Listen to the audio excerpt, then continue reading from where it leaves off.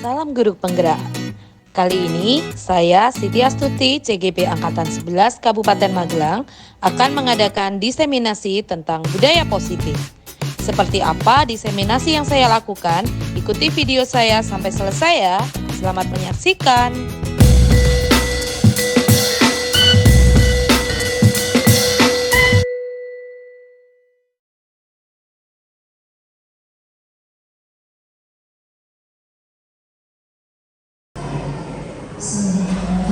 Assalamualaikum warahmatullahi wabarakatuh. Salam sejahtera untuk kita semua. Pertama-tama marilah kita panjatkan puji syukur atas kehadirat Allah Subhanahu wa taala karena di pagi menjelang siang ini kita dapat berkumpul dalam acara diseminasi calon guru penggerak dalam tema disiplin positif. Terima kasih untuk waktu yang diluangkan Bapak Ibu Guru untuk dapat menjadi audien dalam diseminasi calon guru penggerak Angkatan 11, yaitu Ibu Fida Utami, Ibu Siti Astuti, saya Sri Baciti, dan Pak Gubernur Widaya. Di sini nanti kami akan menyampaikan beberapa hal terkait disiplin positif atau budaya positif untuk sekolahan kita agar menjadikan budaya untuk kita sebagai guru serta untuk anak-anak kita. Kemudian acara yang pertama adalah pembukaan, acara yang kedua sambutan dari Bapak Kepala Sekolah, acara yang ketiga pemaparan materi, acara yang keempat adalah praktik. Acara yang pertama pembukaan, mari kita buka acara pagi menjelang siang ini dengan membaca basmalah bersama-sama. Semoga dengan bacaan basmalah tadi acara dari awal sampai akhir dapat kita lalui dengan lancar dan tidak ada halangan satu hal apapun. Acara yang kedua adalah sambutan dari Bapak Kepala Sekolah kepada Bapak Rusman Asari, kami persilakan.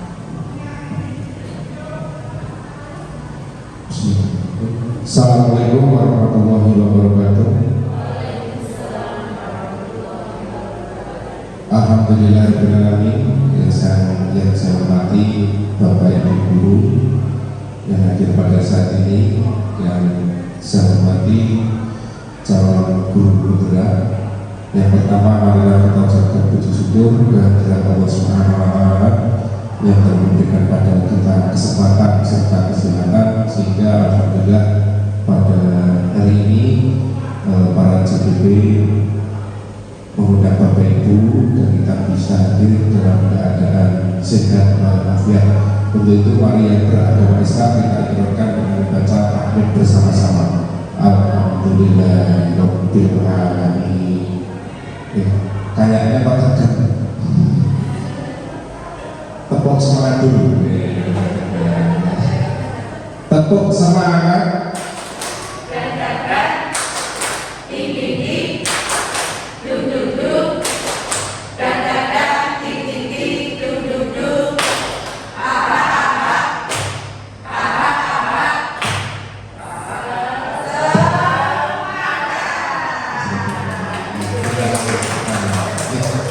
Yang pertama saya ucapkan terima kasih kepada para calon guru penggerak dalam mengadakan kegiatan disiplin positif atau aksi nyata disiplin positif yang tentunya yang kita harapkan sebagai kepala sekolah nanti Bapak Ibu bisa mendiseminasikan dengan baik kepada Bapak Ibu guru yang selanjutnya nanti disiplin positif tersebut bisa diterapkan di lingkungan SMP Negeri 1 Nabla. Jadi tidak hanya sebatas teori, tapi nanti diterapkan bersama-sama. Untuk yang selanjutnya saya juga mengucapkan terima kasih calon guru penggerak telah bersedia mengikuti pendidikan guru penggerak bergerak di PGP ini dengan baik. Di sela-sela kegiatan Bapak Ibu sebagai seorang guru yang harus mengajar dan melayani murid, Bapak Ibu bersedia meluangkan waktu sore hari, malam hari untuk mengikuti rangkaian kegiatan pendidikan guru bergerak. Selanjutnya saya berpesan pada Bapak Ibu guru calon guru bergerak agar tetap semangat dan bisa membagi waktu antara kegiatan di sekolah dan kegiatan di PGP, karena ada hal yang harus dikerjakan yang wajib dikerjakan, juga ada yang harus didahulukan atau diakhirkan. Jadi Bapak Ibu bisa membuat prioritas yang baik sehingga semua bisa berjalan dengan baik. Mungkin ini yang dapat saya sampaikan. Saya mengulang kembali, yang pertama tetap semangat, saya ucapkan terima kasih, dan nanti moga Bapak Ibu guru calon guru bergerak bisa memberi contoh kepada guru yang lain dan bisa menggerakkan guru yang lain untuk melaksanakan yang terutama adalah pada saat ini kan sedang disiplin positif ya, nanti diterapkan di sekolah dan di kawan Bapak Ibu. Demikian yang dapat saya sampaikan. Mohon maaf apabila ada hal yang tidak berkenan saat ini. Wassalamualaikum warahmatullahi wabarakatuh.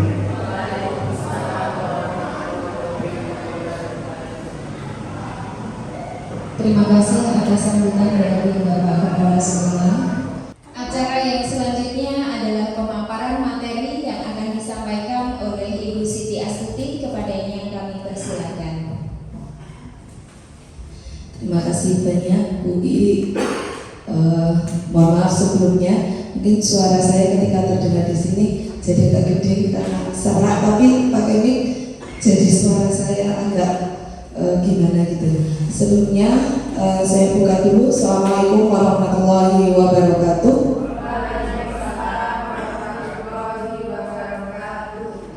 Terima kasih kepada Bapak Ibu yang sudah menyempatkan waktunya untuk mengikuti diseminasi tentang penyebaran pemahaman tentang budaya positif, yang seharusnya Bapak Ibu sudah waktunya untuk bersantai, untuk sebentar lagi pulang, tapi harus menyempatkan waktunya mengikuti kegiatan diseminasi ini.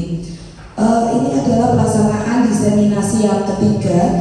Jadi saya yakin Bapak Ibu tadi sudah banyak memahami tentang budaya positif. Apa itu budaya positif? Kegiatan budaya positif itu ada apa saja? Nah, di sini saya juga akan menyampaikan tentang budaya positif. Jadi konsep dari budaya positif itu ada 8 yang perlu kita lakukan. Yang pertama adalah tentang perubahan paradigma positif. Kemudian ada tentang disiplin positif, ada tentang nilai-nilai kebajikan, kebutuhan dasar manusia, segitiga restitusi, keyakinan kelas, posisi kontrol guru, dan motivasi perilaku manusia. Dari kedelapan ini, saya yakin Bapak Ibu sebenarnya sudah melakukan. Cuma nanti apakah kita melakukannya sudah benar-benar sesuai dengan apa yang ini ternyata segitiga restitusi itu ada tahapannya. Saya yakin Bapak Ibu penerapan segitiga restitusi ini sudah dilakukan. Cuma nanti ada tahapan-tahapannya. Apakah tahu tahapan ini? Sebenarnya semua sudah dilakukan. Saya yakin membuat keyakinan kelas. Bapak Ibu, saya yakin membuat keyakinan kelas juga sudah. Oke, mungkin Bu Elin membuat keyakinan kelasnya sudah ya. Oke, apakah Bu Elin juga melibatkan anak-anak? Iya, nah itu sudah dilakukan. Tapi dalam pembuatan keyakinan kelas ini ada beberapa tahap yang memang harus dilakukan untuk membuat sebuah keyakinan kelas yang benar-benar berpihak pada anak. Selanjutnya, saya akan membahas tentang yang pertama, yaitu tentang pembelajaran dengan paradigma baru. Apa itu pembelajaran paradigma baru? Yaitu pembelajaran yang dirancang dengan prinsip pembelajaran berdiferensiasi. Ini bukan hal baru untuk Bapak Ibu tentang berdiferensiasi berdiferensiasi, ya. Berdiferensiasi itu kita mengajar dengan sesuai dengan minat dan bakat anak. Jadi nanti di sini kita akan memenuhi kebutuhan pada anak sesuai dengan tahap perkembangannya untuk mewujudkan profil pelajar Pancasila. Profil pelajar Pancasila, saya yakin Bapak Ibu juga sudah paham. Kita sudah melaksanakan tentang P5 selama 3 tahun ya, sehingga saya yakin apa itu P5 sudah paham. Okay? 6 dimensi ini yang kita harapkan bisa terpenuhi kebutuhan anaknya. Kita lanjutkan. Nah, ini Bapak Ibu ya, tentang miskonsepsi tentang teori kontrol ya. Ini gambarnya mungkin agak seram ya ketika dilihat ya. Yang pertama itu miskonsepsinya adalah ilusi guru mengontrol murid. Pernah tidak Bapak Ibu mengontrol murid? Kamu harus begini ya, kamu harus melakukan ini ya. Pernah tidak seperti itu? Nah ini, jadi kita mengontrol anak. Kemudian miskonsepsi yang kedua, bahwa kritik dan membuat rasa bersalah mampu menguatkan karakter, membuat anak merasa bersalah. Jadi kita berkata-kata dengan kata-kata kasar, kemudian kita menyalahkan anak. Kita belum tahu tentang apa alasan anak melakukan itu, kita langsung mengejas. Ya, ini miskonsepsi yang kedua. Yang ketiga, di bawah ini ilusi bahwa semua penguatan positif, efektif dan bermanfaat. Ya, jadi misalnya kita memberikan penghargaan, hadiah kepada anak, itu bagus. Tapi ketika kita lakukan secara terus-menerus, itu justru tidak akan menjadikan karakter anak yang baik, karena dia akan melakukan sesuatu bukan karena kehendaknya sendiri, tapi karena dia menginginkan hadiah atau penghargaan. Kemudian ilusi yang keempat adalah bahwa orang dewasa berhak memaksa. Jadi guru itu berhak memaksa anak untuk melakukan sesuai dengan keinginan kita. Nah ini miskonsepsi, sehingga kita harus meluruskan tentang ini, bahwa kita nanti ada tentang posisi kontrol kita itu seperti apa atau yang sesuai. Saya lanjutkan. Nah ini tentang paradigma stimulus respon dan pendekatan teori kontrol. Jadi yang ada di kolom sebelah dari Bapak Ibu guru, berarti di sebelah kiri, ini adalah tentang hal-hal yang umum, yang biasanya seperti ini. Contohnya, realitas atau kebutuhan kita itu sama. Semua anak itu memiliki kebutuhan yang sama. Padahal tidak. Setiap anak itu memiliki kebutuhan yang berbeda. Contoh sederhana adalah kita makan. Antara kebutuhan saya makan, porsi saya makan, dengan porsinya Bu Iit misalnya, ini berbeda, maaf ya Bu. Ini tentu berbeda, kebutuhan kita berbeda. Ini yang pertama. Yang kedua, semua orang melihat hal yang sama. Padahal di teori kontrol itu setiap orang memiliki gambaran yang berbeda. Kita harus melihat anak-anak itu memiliki keunikan. Tiap anak memiliki karakter yang berbeda. Yang ketiga, kita mencoba mengubah orang agar berpandangan sama dengan kita. Dan teori kontrolnya, kita harus tahu bahwa kita berusaha memahami pandangan orang lain tentang dunia. Kita harus tahu pendapat orang lain, pandangan orang lain itu seperti apa. Kemudian perilaku buruk dilihat dari satu kesalahan. Seringkali ini terjadi. Nah kita semua perilaku itu pasti memiliki tujuan. Kita lihat di situ. Setiap anak melakukan kesalahan itu pasti ada alasannya. Jadi nanti di restitusi itu ada bahwa kita harus tahapan yang kedua itu kita harus tahu dulu alasan anak kenapa. Tidak langsung mengejas anak tentang kamu salah ini harus ini. Nah itu tentang teori restitusi dan sebagainya. Ini tidak perlu saya baca satu persatu. Mungkin Bapak Ibu sudah membaca dari belakang. Ini mengenai paradigma. Nah ini mungkin hal-hal yang sering kita dengar ya tentang yang ada di kolom sebelah kiri. Saya lanjutkan. Nah sekarang tentang disiplin positif. Apa itu disiplin positif? Nah ini berasal dari bahasa Latin, yaitu disiplina, yang berarti adalah belajar. Jadi mengacu pada disiplin diri. Ketika ada disiplin pada diri kita, pasti kita akan memiliki tanggung jawab yang lebih, tanggung jawab akan perbuatan kita. Jadi berdasarkan nilai-nilai yang sudah kita yakini. Kemudian, apa itu disiplin positif? Kalau di sini tadi tentang disiplin, apa itu disiplin positif?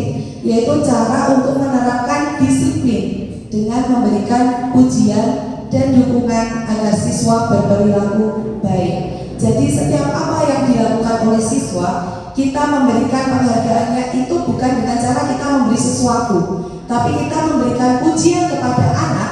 Itu sudah menjadi apresiasi yang bisa membangun karakter anak. Ini melibatkan aturan yang jelas dan belajar dari kesalahan tanpa hukuman. Jadi menyadarkan kesalahan anak tanpa harus kita memberi hukuman. Anak sadar sendiri akan kesalahannya. Jadi nanti akan menciptakan lingkungan belajar yang aman dan mendukung. Kemudian Bapak Ibu yang di bagian bawah ini sebagai seorang pendidik. Jadi sebagai seorang pendidik ini kita memiliki tujuan untuk menciptakan murid yang memiliki disiplin diri, sehingga mereka berperilaku mengacu kepada nilai-nilai kebajikan universal. Apa itu kebajikan universal? Ini nanti yang akan saya sampaikan. Nah, nanti dari kebajikan ini nanti juga akan memiliki motivasi intrinsik. Motivasi intrinsik itu yang timbul dari dalam diri sendiri. Itu tentang disiplin positif. Saya lanjut. Nah, ini tentang nilai-nilai kebajikan. Nilai-nilai kebajikan itu nilai-nilai yang ada yang kita mau anak itu akan menjadi seperti apa. Nilai kebajikan yang disepakati bersama, lepas dari suku, bangsa, agama maupun latar belakang. Jadi membuat nilai kebajikan itu tanpa melihat hal-hal ini. Kita buat secara universal. Universal itu umum, bisa dipakai oleh agama manapun, bisa dipakai oleh suku apapun, bisa dipakai oleh latar belakang apapun. Ini yang nanti diharapkan. Jadi nilai-nilai ini akan menjadi payung besar dari sikap dan perilaku kita atau fondasi kita berperilaku. Nah, apa nilai-nilai universal kebajikan? Nah, ini Bapak Ibu bisa dilihat di sini. Nilai-nilai yang saya bagi menjadi 3. Yang pertama adalah tentang nilai profil pelajar Pancasila. Ini sudah umum kita tahu. Jadi ada 6 dimensi: beriman dan bertakwa kepada Tuhan Yang Maha Esa dan berakhlak mulia, berkebinekaan global, gotong royong, mandiri, kreatif, dan bernalar kritis. Ini nilai-nilai kebajikan dari profil pelajar Pancasila. Selain dari nilai ini Bapak Ibu, ternyata kita juga harus memunculkan nilai-nilai yang kedua, yang Ibu Primary Youth Program atau PYP. Ini adalah nilai-nilai untuk anak biar bisa berpikir terbuka. Apa saja? Memiliki nilai toleransi, memiliki rasa hormat, integritas, mandiri, menghargai, antusias, empati, pengetahuan, kreatif, kerjasama, percaya diri, dan komitmen. Nah, ini hal-hal yang nilai-nilai ini kadang sudah mulai hilang dari anak. Mereka memiliki rasa toleransi. Mungkin kalau kita lihat masih ada beberapa anak yang kurang rasa toleransi, baik kepada guru ataupun sesama teman. Ya, itu sudah mulai muncul. Luntur, rasa hormat. Ini juga kalau kita lihat mereka juga sudah ada yang kehilangan rasa hormat. Ini yang perlu kita tanamkan kembali. Yang ketiga, the 7 essential virtue multi moral intelligence. Ini nilai-nilai yang akan kita timbulkan adalah memiliki rasa empati, suara hati, kontrol diri, rasa hormat, kebaikan, toleransi, dan keadilan.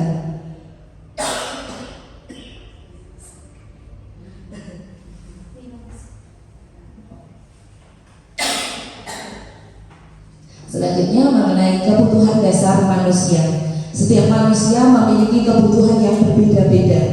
Jadi segala hal yang kita lakukan ini tentu akan mencapai sesuatu yang kita inginkan. Itu apa? Setiap tindakan yang kita ambil memiliki tujuan tertentu. Jadi di sini 5 kebutuhan dasar manusia ada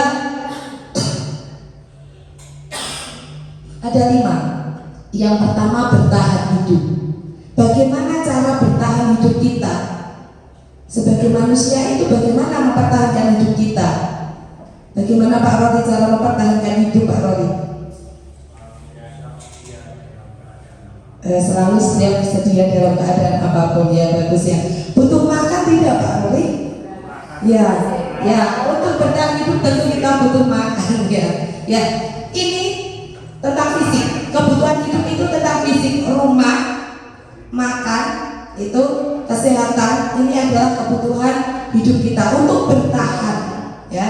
Yang kedua adalah kasih sayang dan rasa diterima ya. Kasih sayang sangat butuh sekali ya. Istri butuh ya Pak Roni, istri jauh di sana mungkin butuh ya istri untuk kasih sayang di tidak boleh Pak Roni, meskipun jauh tetap rasa kasih sayangnya ada ya, dengan cara yang lain ya. Jadi kita sebagai manusia tentu membutuhkan rasa kasih sayang. Anak pun juga sama. Ketika mereka kurang mendapatkan kasih sayang di rumah, pasti perilaku mereka di sekolah akan berbeda. Untuk apa? Untuk mendapatkan rasa kasih sayang dari pihak lain yang di luar rumah. Kemudian rasa diterima oleh temannya, diterima oleh lingkungannya. Karena ada anak yang di dalam satu kelas itu dia sendiri. Karena ada sesuatu hal dia kurang bisa berkomunikasi atau berinteraksi dengan temannya. Nah ini nanti kita harus dalami, ada apa? Kenapa bisa seperti itu? Kemudian ada kebutuhan dasar manusia yang ketiga, yaitu penguasaan. Penguasaan itu tentang kepuasan diri kita.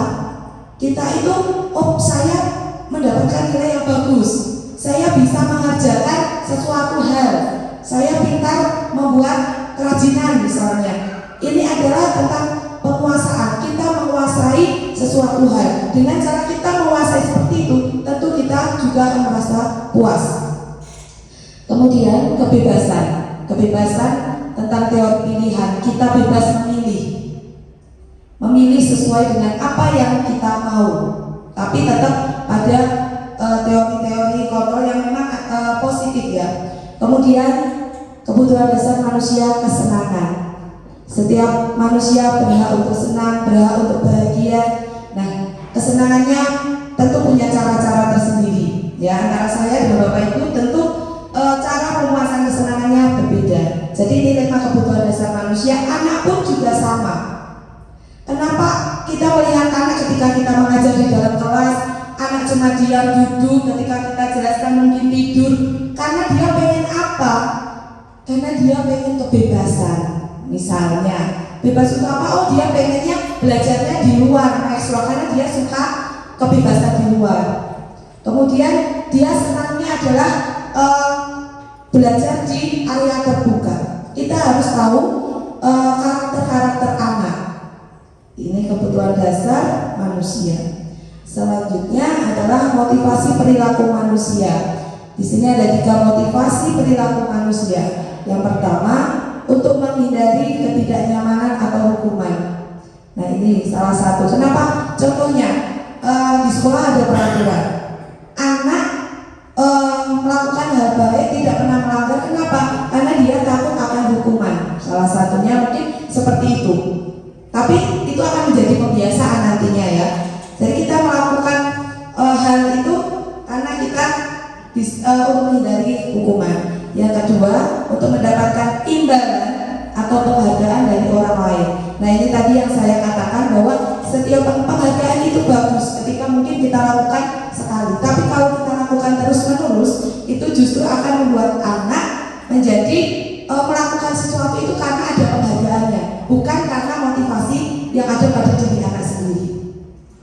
Yang ketiga, untuk menjadi orang yang mereka inginkan dan menghargai diri sendiri dengan nilai-nilai yang mereka percaya.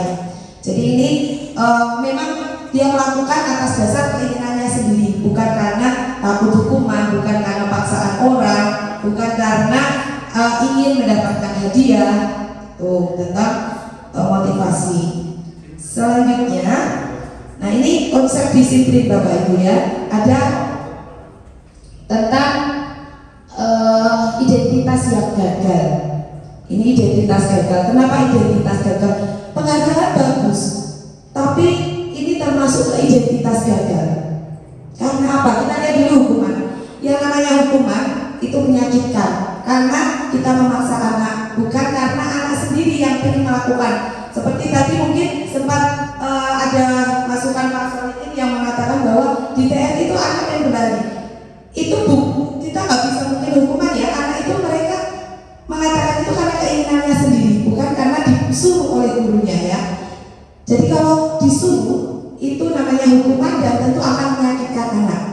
Kemudian ada rasa tidak nyaman. Kemudian murid akan merasa takut akan hukuman. Kemudian itu merupakan paksaan atau memaksa. Kemudian murid akan menyembunyikan kesalahan dan murid akan menjadi rendah diri. Ini tentang hukuman. Kemudian kalau penghargaan, kenapa termasuk identitas gagal? Tidak efektif. Mungkin sekali anak wah senang saya dapat hadiah, tapi kalau dilakukan terus-menerus ini tidak efektif. Kemudian merusak hukuman atau sifat ini, mematikan kreativitas, menghukum dengan sistem ranking. Nah itu sistem ranking kenapa dihapus? Ini juga menjadi salah satu jenis penghargaan yang ketika kita bacakan ranking anak, biasanya yang rankingnya bawah itu mereka akan merasa malu, kemudian merasa kok saya nilainya paling jelek, terus intinya dia akan merasa kecewa ya, kemudian merampas hak untuk menghargai dirinya. Selanjutnya, nah ini tentang identitas sukses. Identitas sukses di sini ada tentang konsekuensi dan restitusi. Konsekuensi ini penguatan yang jangka pendek. Ya, Bapak Ibu mungkin sudah paham apa yang namanya konsekuensi ya. Konsekuensi itu berasal dari memang sudah ada kesepakatan ya antara guru dan murid, nanti akan ada apa nih konsekuensinya. Itu konsekuensi ya. Nanti akan beda dengan restitusi. Tapi konsekuensi ini bisa kita lakukan dengan cara seperti apa? Misalnya, kalau melakukan ini nanti akan ada konsekuensinya ini. Ini bisa anak kalau melakukan terus berarti ini kita gagal dengan konsekuensi. Kalau dia cuma misalnya ya, ketika anak tidak piket, dia akan didenda 5.000 misalnya. Anak ini melakukan sekali, kemudian dia akan menerima konsekuensi didenda. Kalau besok anak tidak melakukan lagi, berarti konsekuensinya berhasil. Tapi ketika sudah didenda, besok anak melakukan lagi, itu berarti konsekuensi kita gagal. Karena ini anak itu tidak akan pernah merasa bersalah, karena dia merasa saya sudah membayar, ya sudah, saya sudah tidak memiliki kesalahan saya sudah terbayar, seperti itu ya. Kemudian konsekuensi ini perlu monitoring, kemudian memerlukan stimulus respon, murid menghormati peraturan, kehilangan waktu untuk merenungi kesalahan. Jadi tidak ada waktu untuk apa tuh kesalahan saya, bagaimana saya memperbaiki, karena di situ langsung ada konsekuensinya. Kemudian untuk restitusi, murid bertanggung jawab untuk perilakunya. Apa yang dilakukan, dia akan bertanggung jawab. Fokus pada pemecahan masalah jangka panjang. Jadi tidak sekarang kesalahannya langsung ya sudah ini, tapi itu akan berimbas jangka panjang. Dia akan memperbaiki kesalahan itu di masa yang akan datang. Murid menghormati dirinya dan orang lain. Kemudian ada teori kontrol. Kemudian ada murid bersemangat memperbaiki kesalahan. Mungkin ada yang pernah bertanya pada saya, apakah setiap restitusi itu bisa dilaksanakan? Nah, ini nanti mungkin akan saya sampaikan dulu, tapi saya akan jelaskan tentang pengertian restitusi dulu. Nanti akan saya mencoba menjawab yang tadi. Restitusi itu adalah proses menciptakan kondisi bagi murid untuk memperbaiki kesalahan mereka, sehingga mereka bisa kembali pada kelompok mereka dengan karakter yang lebih kuat. Saya tadi pagi sempat membaca, kan ada literasi, kemudian boleh menulis buku harian atau curhat. Tadi pagi saya membaca curhatan dari anak. Ada yang dipanggil oleh guru BK karena ada kesalahan. Karena anak-anak tahu dengan kesalahan itu, ketika dia kembali kepada teman-temannya, teman-teman langsung menyoraki. Dan apa yang dia katakan, dia merasa malu dan langsung menangis. Nah, dengan restitusi saya harap nggak akan seperti itu. Kita panggil anak, ya sudah dipanggil, hanya anak itu yang tahu ketika dipanggil. Tapi ketika dipanggil teman-temannya tahu, kembali lagi,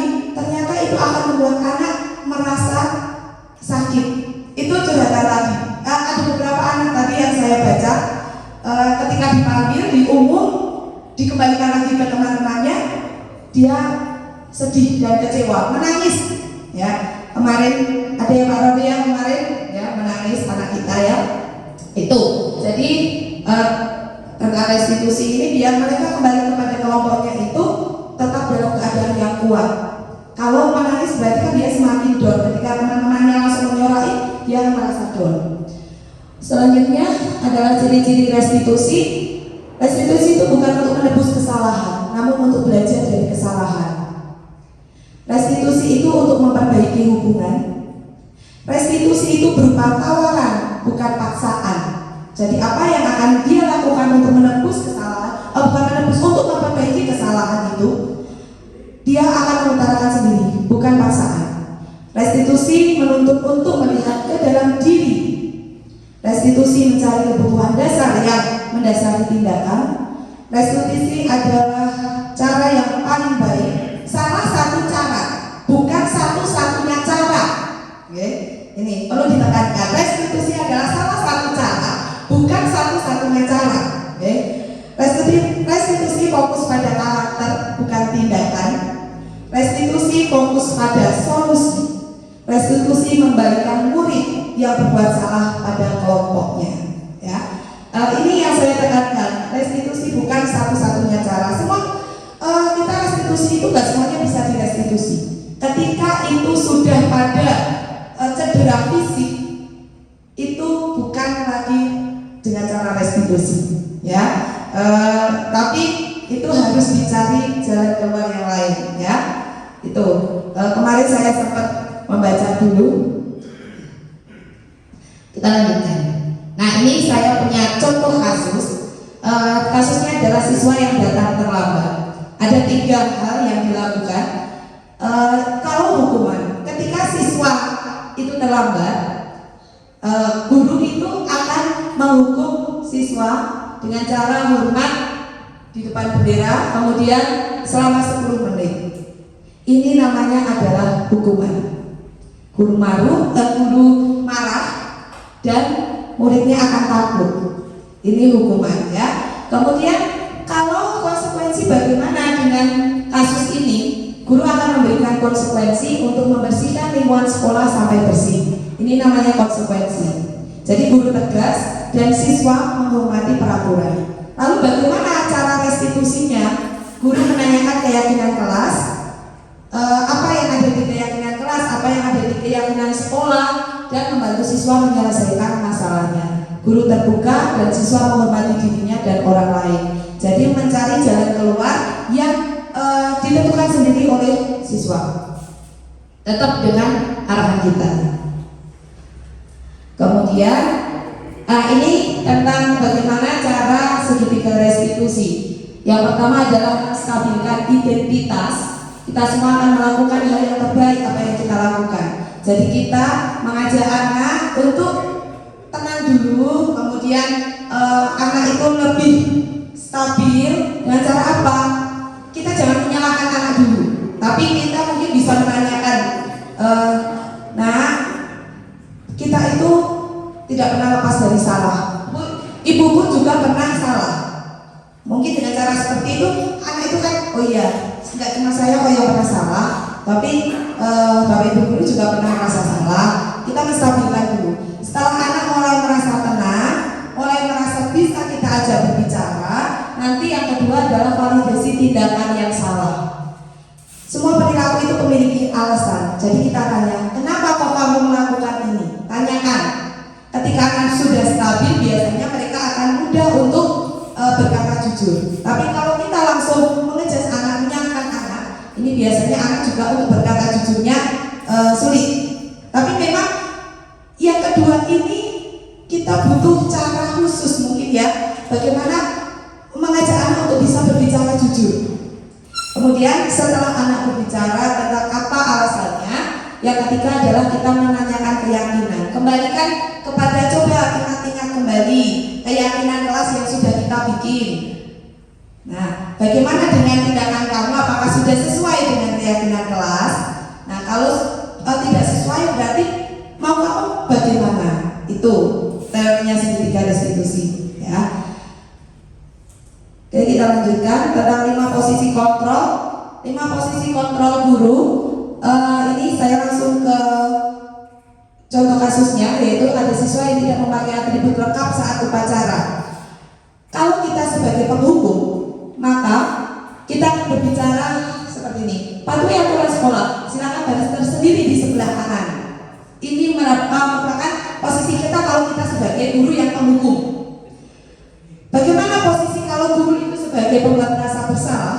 Dia akan berkata, sudah berapa kali ibu beritahu untuk persiapan betul? Ibu kecewa sama kamu. Kata ibu kecewa sama kamu. Dia akan merasa bahwa anak ini benar-benar salah. Ya. Bagaimana kita memposisikan kalau sebagai teman? Ayolah yang tertib kalau sekolah. Buat ibu bangga sebagai wali kelas kamu. Kali ini tidak apa-apa kamu salah. Ini kalau sebagai teman. Kemudian kalau kita sebagai pemantau, apa yang dikatakan? Kamu sudah melakukan pelanggaran. Ini mengingatkan tentang peraturan ya. Kamu sudah melakukan pelanggaran. Coba diingat apa peraturan dan konsekuensinya. Ini kita mantau. Kemudian kalau kita posisi guru sebagai manajer, kita akan menanyakan seperti ini. Apakah kamu tahu kesalahanmu? Kira-kira bagaimana kamu akan memperbaiki kesalahan kamu? Nah, ini kalau kita sebagai posisi manajer. Tapi ada kalanya kita tetap di posisi pemantau juga. Tapi yang paling tepat memang manajer. Ini benar-benar jadi PR kita, bagaimana kita memposisikan ini. Pasti Bapak Ibu guru punya trik-trik sendiri untuk mengatasi masalah ini, untuk memperbaiki siswa tentunya. Kemudian, nah tentang keyakinan kelas sekarang. Tadi keyakinan kelas, Bapak Ibu sudah membuat tentang keyakinan kelas ya. Keyakinan kelas, kenapa bukan peraturan kelas? Ya. Saya mau tanya Pak Solikin aja ya. Pak Sol.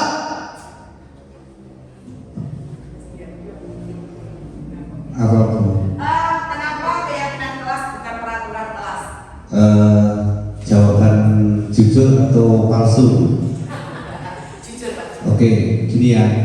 Perlu saya luruskan dulu antara peraturan dan keyakinan. Karena dari segi bahasa itu sudah tergeser. Sebenarnya peraturan itu hasil dari keyakinan. Jadi kita meyakini seperti ini.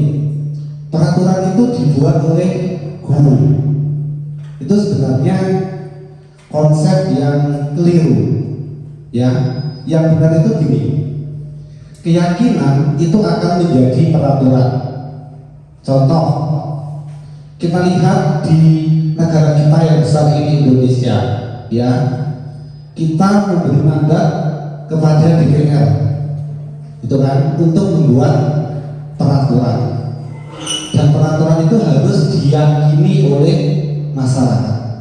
Jadi ini kebiasaan pola pikir. Ya mungkin kita sebagai pendidik harus mampu meluruskan model-model yang kayak gini. Gitu. Jadi sebenarnya keyakinan peraturan itu kurang lebih hampir sama, cuma jadi multi tafsir.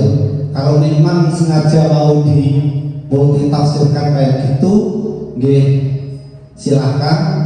Tapi alangkah baiknya mari kita luruskan baik-baik agar secara bahasa itu tidak menimbulkan multitafsir. Jadi tidak ada muncul lagi yang namanya model-model undang-undang karet atau sebagainya. Gitu Bu.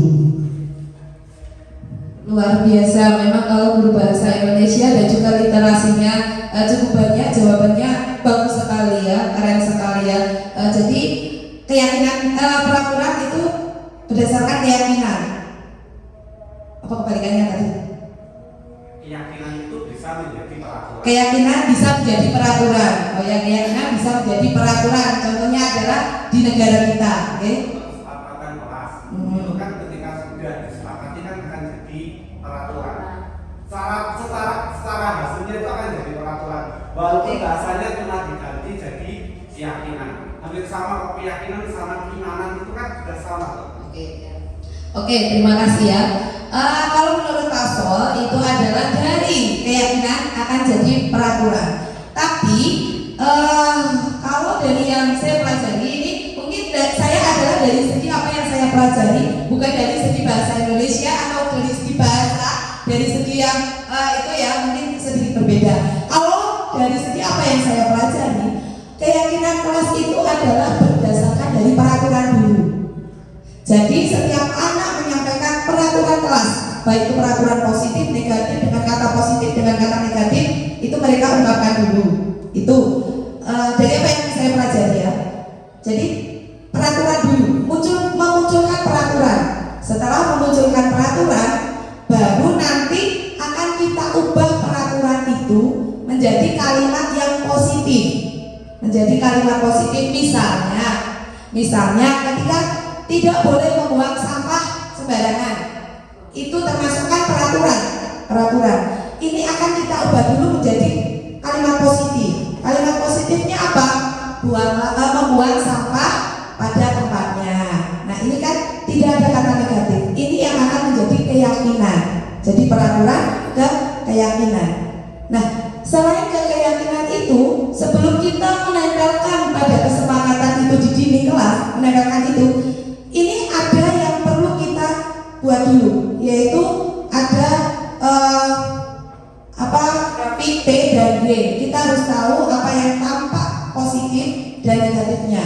Nah ini nanti pada prakteknya, ya. Jadi itu kalau mungkin dari segi kamus bahasa Indonesia dengan yang saya pelajari, mungkin ini menjadi salah satu yang perlu saya cari lagi sebenarnya apa sih. Nah kalau yang tadi itu dari peraturan akan menjadi keyakinan. Peraturan itu bisa dari kata negatif, keyakinan itu sudah menjadi kata positif, ya. Oke, terima kasih Pak Sol ya atas masukannya. Ini PR besar buat saya. Kemudian ini tidak usah ya, video. Oke, sudah itu yang bisa saya sampaikan. Setelah ini nanti mungkin kita minta untuk praktek Bapak Ibu ya, bagaimana cara membuat keyakinan kelas, bagaimana cara merestitusi anak. Saya sudah punya beberapa kasus, nanti saya mohon untuk berperan ya sebagai guru dan juga sebagai murid. Okay? Mungkin sebelum saya tutup, Bapak Ibu ada yang mungkin mau ditanyakan? Oke, Pak Rory.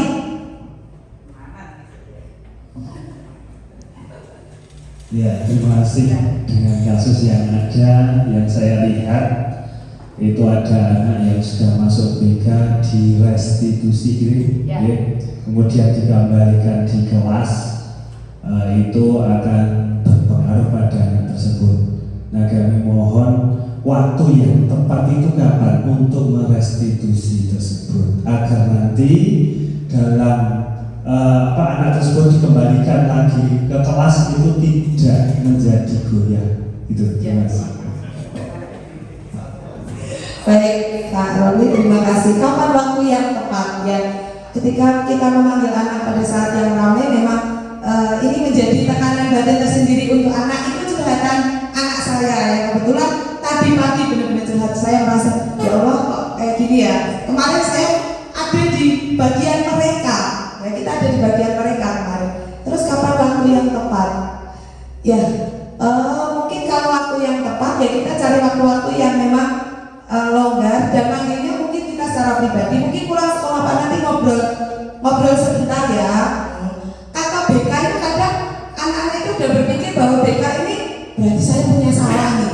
Ya nanti diajarlah mungkin Pak, nanti pulang sekolah ngobrol sebentar di taman ya. Mungkin itu ya. Atau mungkin kamu punya trik-trik sendiri bagaimana caranya ya. Gimana Pak Romi?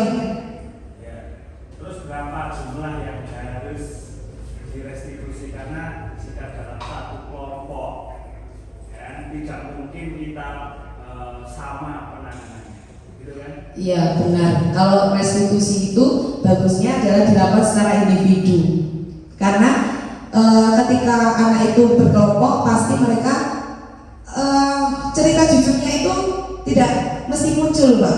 Nah, ini yang menjadi pertanyaan, bagaimana kalau kasusnya banyak? Nah, ini saya juga belum tahu cara yang tepat, karena ini posisi saya kebetulan di kelas 9A, yang posisi saya lagi CGP, BG. Banyak anak yang kasus-kasus itu saya belum bisa menangani satu persatu. Nah, ini dalam tahap antrian ya. Itu memang ini yang perlu, bagaimana ketika itu terjadi pada banyak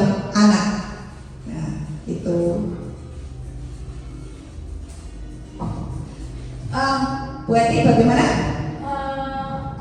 Tadi sedikit agak di pikiran saya ya, yang motivasi perilaku manusia itu ada kata yang nomor 1 untuk menghindari ketidaknyamanan atau hukuman, salah satunya kayaknya seperti itu. Kemudian yang saya tanyakan, kadang mohon maaf, anak kita itu untuk menghindari ketidaknyamanan dan atau hukuman itu biasanya malah membuat ulah sendiri, mengambil sesuatu dari teman agar teman yang lain yang dihukum, bukan dirinya sendiri. Kan seharusnya kayaknya seperti ini, Mbak. Nomor berapa itu? Yang motivasi perilaku manusia. Motivasi perilaku manusia yang nomor 1 itu kan ada kata atau kalimat untuk menghindari ketidaknyamanan atau hukuman, kayaknya seperti itu. Nah, sekarang kasus yang biasanya terjadi di tempat kita, salah satunya contoh ya, yang namanya topi itu, anak itu menghindari agar dia tidak dihukum, dia mengambil topi punya teman. Jadi yang dihukum itu bukan dianya sendiri tapi teman yang lain. Itu kan salah satu juga kasus ya, salah satu kasus. Kemudian kemarin sampai di kelasnya Bu Atut itu celana sampai berhari-hari, sampai ibunya WA Bu Atut dan sebagainya. Itu kan salah satu kasus juga. Bagaimana toh agar anak-anak itu tidak seperti itu gambarannya? Itu kan nanti hubungannya juga dengan Pak Lori restitusi itu juga kan? Nah, arahnya kan ke sana. Keren sekali Bu Eti, benar-benar memperhatikan anak satu persatu ini luar biasa. Tidak semua dari kita bisa melihat anak seperti itu Bu ya. Itu ketika kita melihat anak-anak sebenarnya punya kesalahan, dia yang salah, kemudian dia yang melemparkan ke orang lain. Berarti yang perlu kita lihat itu adalah kita melihat ke sini Bu Eti. Kita harus harus tahu tentang kebutuhan dasar dia yang menonjol itu yang mana. Dia pengen karena rasa kasih sayang, dia pengen diperhatikan, atau dia pengen saya pengen kelihatan berkuasa. Dari kita tahu dulu kebutuhan dasar dia sebenarnya apa. Itu setelah kita tahu kebutuhan dasarnya, kemudian baru nanti kita bisa mencari solusinya dengan cara apa, restitusinya. Mata Bu, itu mungkin yang saya pahami. Mungkin ada Bapak Ibu yang mau menambah? Oke Bu. Itu kan berarti anak tersebut pengen terhindar dari hukuman. Nah, makanya dari situ kan dijelaskan dampak dari hukuman, salah satunya anak akan berbohong. Nah, makanya jangan sampai kita melakukan hukuman di depan itu harus kita restitusi gitu. Jadi itu yang kenapa kalau anak mencuri itu kan nanti sudah jadi karakternya yang harus diubah. Tetapi kalau anak tadi melakukan itu karena memang dia tidak dihukum, ya berarti dasar dia memakai topi, dia tidak dihukum, dia tidak dihukum lagi dengan cara apapun. Berarti dampak tadi diterangkan dan dampak Menutupi kesalahan Mbak. kesalahan begitu. Ya, jadi untuk menutupi kesalahan Bu Eti dengan cara seperti itu biar dia tidak kena hukuman. Jangan menerapkan hukuman. Berarti ke depan mungkin kita bisa evaluasi dari masing-masing. Itu mungkin Bapak Ibu itu yang mungkin nanti kalau ada yang perlu ditanyakan kita bisa diskusi lebih di luar forum ini. Nanti kita akan lanjut pada sesi prakteknya. Kemudian yang terakhir tentu seperti biasa saya akan sedikit berpantun Bapak Ibu ya. Berjalan sore ke taman kota, melihat bunga ungu berseri. Ayo ciptakan budaya positif di sekolah kita agar lingkungan belajar makin harmoni. Assalamualaikum warahmatullahi wabarakatuh.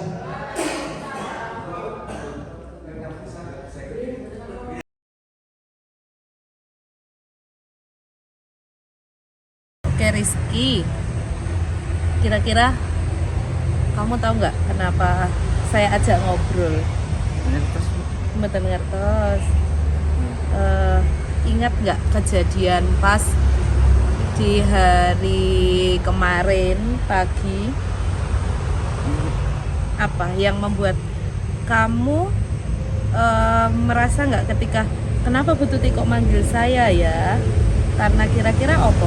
Melakukan kesalahan, oke ya, kesalahan.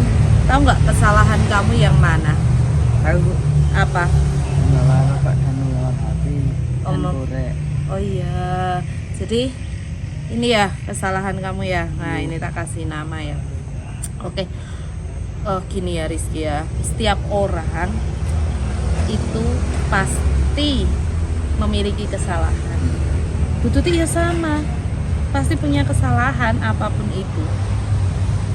Tapi sekarang kembali pada kamu. Alasan kamu kenapa kok membawa seperti ini ke sekolah? Jadi niatnya bukan tak betul Bu. Sesi ini bro kan malah di sini biasa. Aku ini kan kembas rokok Bu. Itu kembas rokok. Habis itu niatnya tak kau kecok tapi ya buatan sama keberadaan kau kecok tak kecok. Tapi buatan niat pun tak rokok dia. Mboten niat, berarti ki ke bawah ceritane. Buat kepala pancen tak. Oh, pancen dekake. Biasanya kayak jok. Buatan biasa kayak niki aku Oh. Oh, kayak niki betul rokok. Pernah nggak sesekali kamu membawa satu batang rokok ke sekolah? Nah, satu batang pernah tapi buat kemasan kayak niki. Nah, itu kenapa kamu satu batang rokok pun pernah dibawa? Ya kan ngecek Bu kali tak penting jalan niku seneng ke sekolah niku sistem niku elek ngetas. Ya, menurut kamu, coba kamu ingat-ingat kesepakatan yang ada di sekolah atau buku peraturan sekolah itu ada ini enggak apa Konsekuensi. bukan konsekuensi, ada keterangan tidak boleh membawa rokok atau boleh membawa rokok, itu aturannya boleh nggak sih membawa rokok? Enggak boleh Bu. Oh tidak boleh ya, berarti ini kamu mengakui bahwa ini Kesalahan besar. kesalahan kamu. Terus besok itu kamu mau jadi apa Toris? Lah menus penting niku ki saged nganu apa nih? Saged rumah Mbak kali membantu orang tua. Berarti kan pengen jadi orang sukses intinya. Nah jadi orang sukses itu kan dimulai dari mana? Dari sekarang. Ya dari sekarang. Contohnya apa? Ya kamu berbuat kebaikan, manut ya. Kamu tahu orang tuamu itu tak acungi jempol, luar biasa perhatian sama kamu. Nggih mboten? Kamu bagaimana sikap kamu? Pasti orang tua itu konfirmasi. Jarang loh orang tua yang kayak gitu. Saya tuh salut. Sering ibu WA, pripun Bu Rizky saat niki. Tapi saya juga acungi jempol ke kamu. Di kelas 9 kamu mulai sudah membaik. Sadar nggak kamu? Sadar kan? Mulai membaik. Mungkin oke, ini memang ini kesalahan yang memang ini bisa kamu perbaiki. Ke depan tidak lagi membawa. Bener nggak? Kamu ke depan akan seperti itu? Maksudnya nggak akan bawa seperti ini lagi? Oke, jikalau besok kamu membawa seperti ini, bagaimana? Ya terima hukuman dari Gusti. Oh, terima hukuman. Saya nggak akan ngasih hukuman, Riz. Saya nggak mau kasih hukuman ya. Yang pasti yang bisa memperbaiki diri adalah kamu sendiri. Ya, benar-benar diperbaiki. Insyaallah Bu. Demi sedikit. Ya sedikit demi sedikit kudu diperbaiki. Ya, itu untuk apa? Untuk diri kamu sendiri. Masa depan kamu. Ya, katanya besok mau bikin rumah, mau membantu orang tua, ya. Yang bisa merubah diri sendiri bukan orang lain, bukan Bu Tuti, bukan teman kamu, bukan orang tua kamu, tapi ya diri kamu sendiri sini. Gitu. Ya. Banyak orang yang awalnya itu memiliki kesalahan, tapi ketika dia sudah sadar diri, dia jadi luar biasa. Yang terpenting dalam diri kita itu bukan kamu menjadi orang yang pintar, tapi adalah orang yang memiliki karakter baik. Oke. Oke Rizky, setelah tadi kita ngobrol banyak sekali tentang kamu, gimana perasaan kamu? Perasaannya saya itu sangat lega dan tidak banyak pikiran lagi. Kalau mau tidur nggak pikiran. Berarti bikin kamu lebih plong, kemudian bisa bikin kamu merasa oh ini kesalahanku sudah diutarakan, oh ini bebanku sudah diutarakan gitu. Oh ya, berarti ke depan akan menjadi orang yang lebih baik. Insya Allah. Oke ya, terima kasih.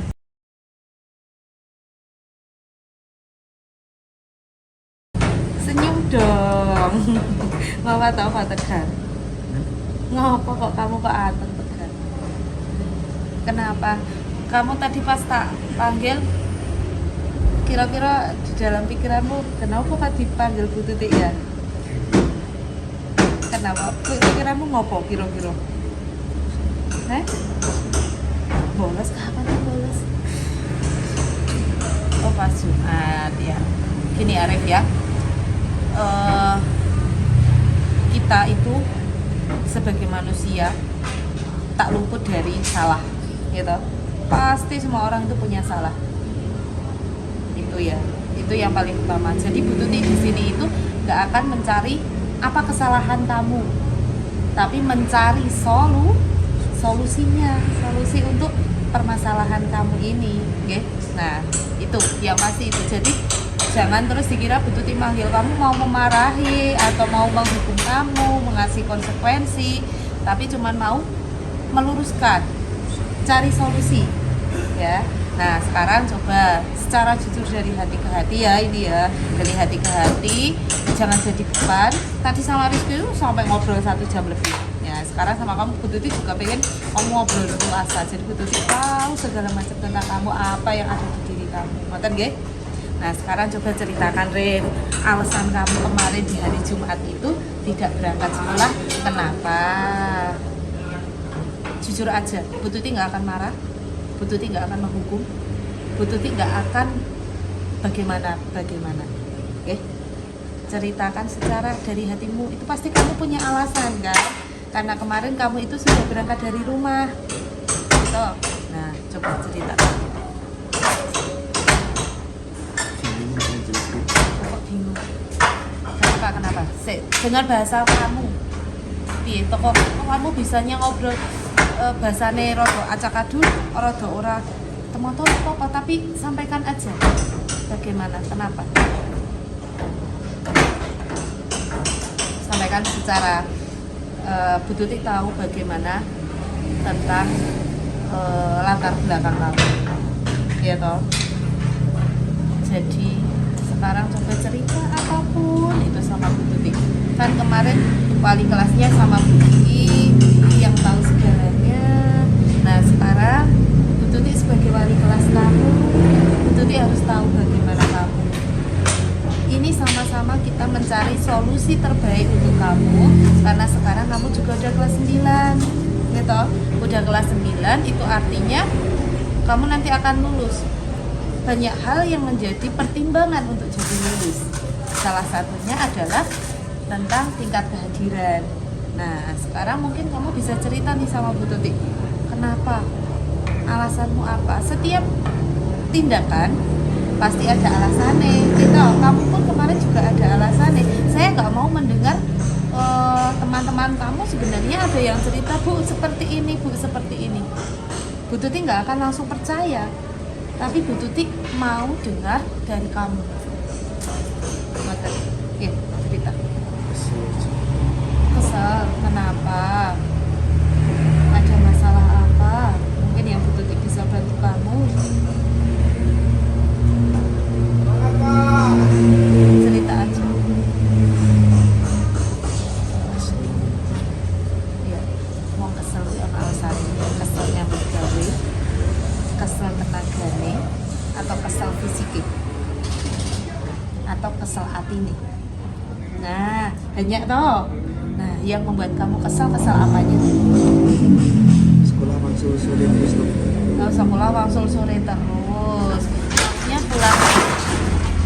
maunya pulangnya gak sih? Apakah cuma alasannya karena wangsul sore terus? Apa? Oh ngantuk, kok melek bengi? Ya gini, lek wangsul sore terus kesel. Tapi coba kita lihat lagi ke peraturan, bukan peraturan, ke keyakinan yang memang ada di sekolah ini, gitu. Nggak hanya di sekolah ini, tapi di seluruh kabupaten, bahwa sekolah itu memang 5 hari sekolah dan memang harus pulangnya jam segitu. Saya tahu capek, okay. Kamu tahu nggak Bu Tuti aktivitas yang sekarang itu sudah 2 bulan ini Bu Tuti itu merasa lelah banget, capek banget. Karena apa? Bu Tuti itu mengajar, jelas. Bu Tuti ngajar dari pagi sampai sore. Ini kebetulan longgar, makanya Bu Tuti pengen ngobrol-ngobrol.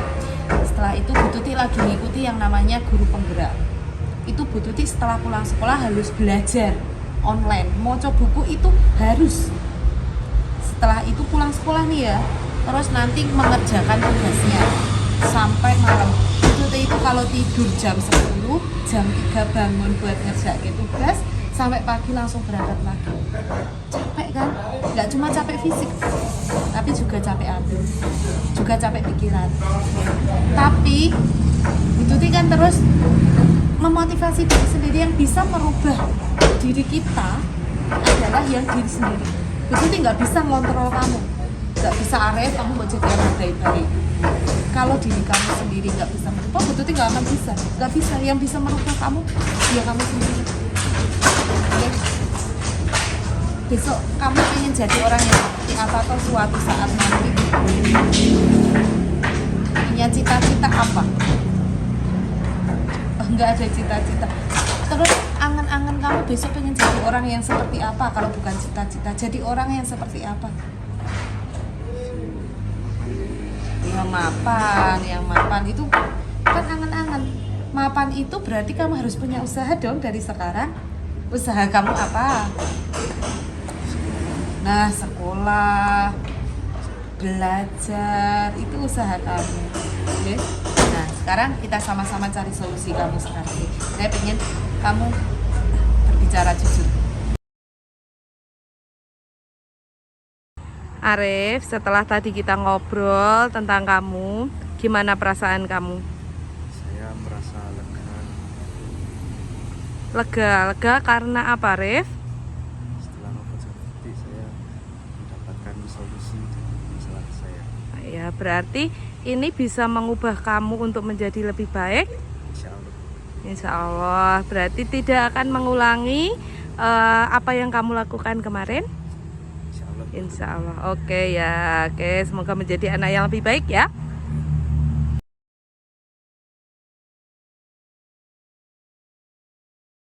Oke, untuk pertemuan kita yang pertama, kita harus bikin dulu yang namanya kesepakatan pembelajaran. Mungkin di dalam pelajaran atau di dalam kelas ada yang namanya kesepakatan kelas ya, atau namanya adalah keyakinan kelas. Kenapa kok tidak peraturan? Kenapa kok kesepakatan? Kira-kira kenapa kok kita bikinnya kesepakatan bukan peraturan? Apa? Menyepakati. Kalau peraturan berarti kan saya yang bikin, kamu yang melaksanakan. Paksaan bukan. Nah, makanya sekarang kita akan bikin yang namanya kesepakatan. Kesepakatan itu ya aturan, tapi aturan yang saya setuju, kalian juga setuju. Berarti nanti tidak ada paksaan di sini ya. Sekarang saya pengen melibatkan kalian semua untuk membuat sebuah kesepakatan. Saya punya sticky note ya. Nanti tolong tuliskan satu kesepakatan yang akan kamu buat. Kamu pengen pembelajaran perkaliannya itu ada aturan apa? Nah, nanti kita bacakan, kita sepakati. Sepakat apa tidak dengan aturan ini? Nah, nanti kita buat ya. Contohnya apa? Contohnya misalnya 30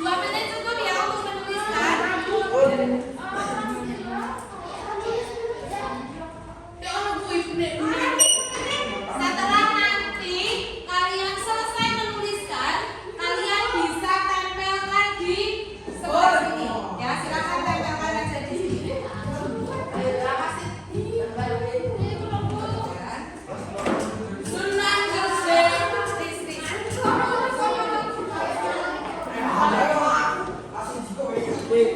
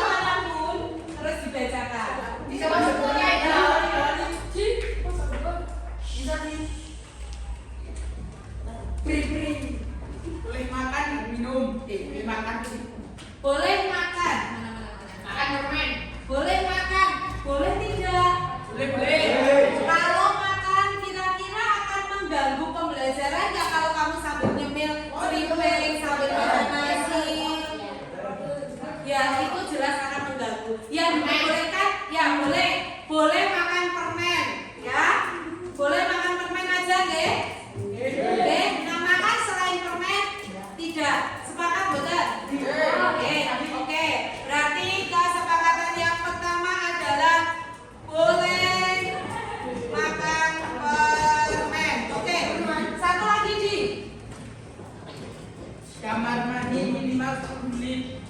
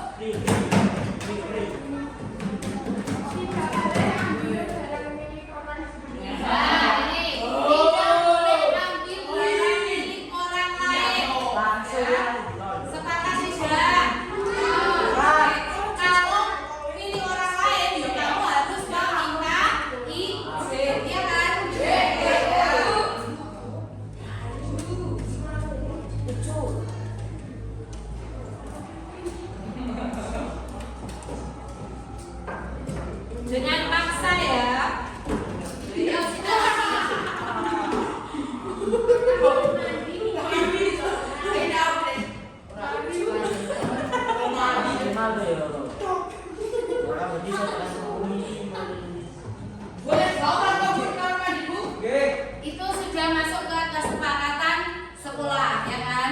Nah, sekolah kan yang cewek 2, yang cowok 2.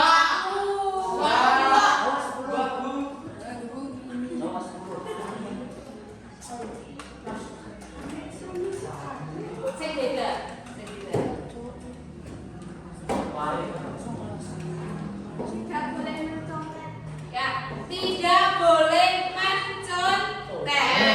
Saya sepakat ya.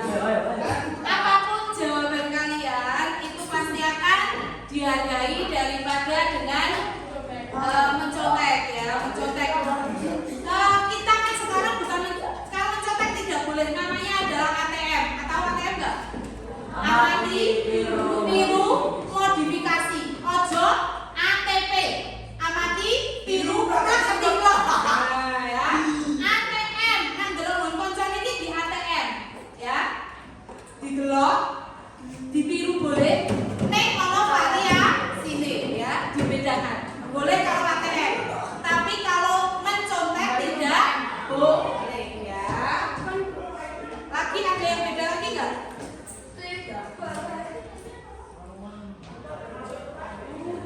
Ada lagi yang beda? Tidak boleh ribut atau gosek dalam kelas. Kalau pas pembelajaran saya kasih materi, tidak boleh gosek. Setuju banget? Tapi ketika nanti diskusi, itu kan memang kamu harus berbicara, bukan gosek. Berbicara, saling bertukar pendapat, ya. Jangan kalau diskusi malah menang. Oke? Setuju ya? Iya. Masih ada yang beda nggak?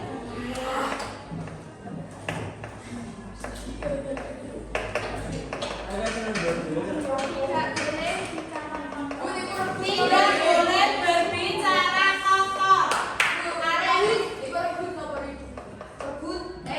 Ribut. Tidak boleh berbicara kotor atau toksik. Setuju? Tidak boleh ya?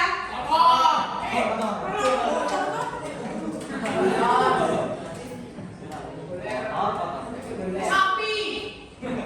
Atau ini kita tulis seperti ini, harus bersikap sopan.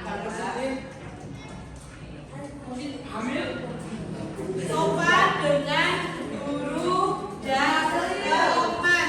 Ya, tidak boleh berbicara kotor masuk ke sini ya. Ada lagi yang beda nggak sih, Kak? Nah, oke, itu sudah dibaca ternyata mirip-mirip ya. Saya buat nih.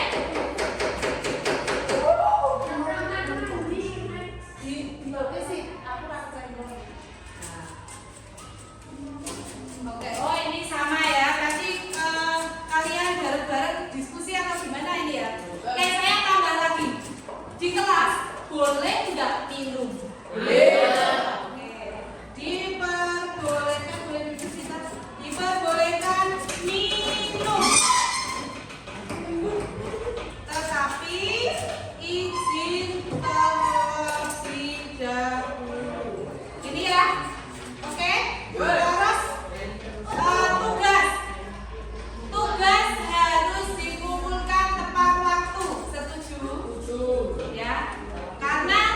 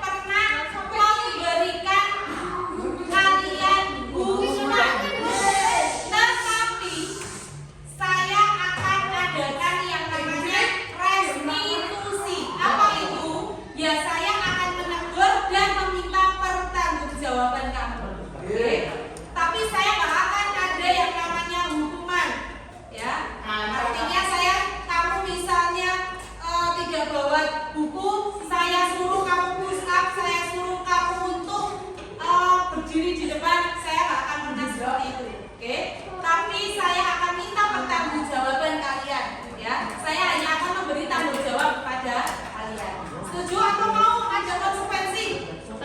Kalau konsekuensi saya nih, misalnya ya, Adi nggak mengumpulkan tugas, dia nggak mengumpulkan tugas, harus menulis sebanyak 10 kali. Itu akan menjadi kamu kapok atau kamu nulisnya ini dengan rasa cemas, kemudian rasa kamu menulis ini daripada barang tugas.